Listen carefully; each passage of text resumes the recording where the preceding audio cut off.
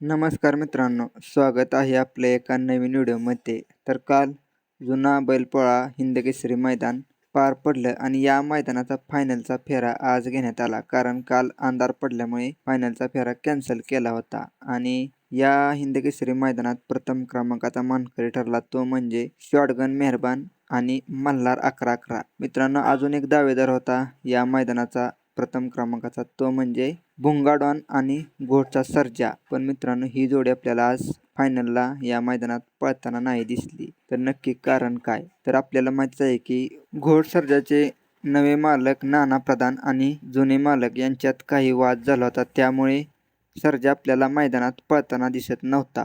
पण मित्रांनो, नंतर हा वाद मिटला आणि सर्जा आपल्याला मैदानात पळताना दिसायला लागला. पण काल पण या दोघांच्यात काहीतरी वाद झाल्यामुळे सर्जा आपल्याला पळताना नाही दिसला. तर मित्रांनो, नक्की कशामुळे वाद झाला आहे त्याचं काय कारण माहीत नाही. पण मित्रांनो, या दोघांच्या वादामुळे सर्जाचे फॅन्स असतील, भुंगाचे फॅन्स असतील, खूप नाराज झाले होते. कारण मित्रांनो, आपल्याला माहीत आहे की बिनजोडमध्ये ह्या भुंगा आणि सर्जा विरोधात पळत होते. त्यामुळे मित्रांनो, सर्वांची इच्छा होती की हा वाद मिटून ही जोडी एकत्र यावी आणि काल ती आली. पण मित्रांनो, पण या मालकांच्या वादामुळे काल आपल्याला ही जोडी फायनलला पळताना नाही दिसली. नाहीतर मित्रांनो, काल आपल्याला माहिती आहे की गटाला सेमीला कसं दोघांच्या गाडीला स्पीड लागलेलं आणि अंतराने मित्रांनो गट सेमी काढलेला आणि फायनलला पण 10 नंबर तासावर गाडी होती. नक्कीच ही जोडी अजून एकदा आपल्याला पळताना बघायला मिळेल आणि लवकर या मालकांचा, घोडसर्जाच्या मालकांचा वाद मिटावा. तर मित्रांनो, आपल्याला काय वाटतंय? एक नंबर केला असता का भुंगा आणि घोडसर्जाने? कमेंट करून नक्की सांगा आणि व्हिडिओ आवडलास तर व्हिडिओला एक लाईक